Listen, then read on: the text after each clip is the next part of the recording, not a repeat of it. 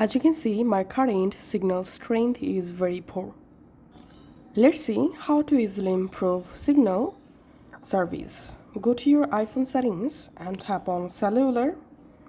In here, tap on network selection, and we have to turn off automatic in here.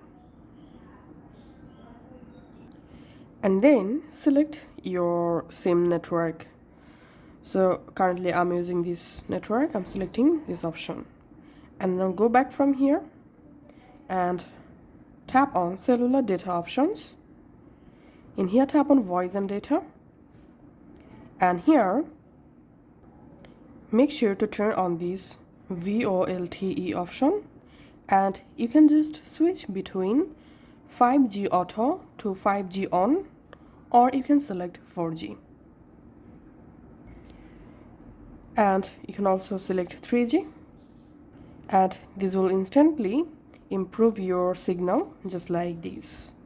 Thanks for watching.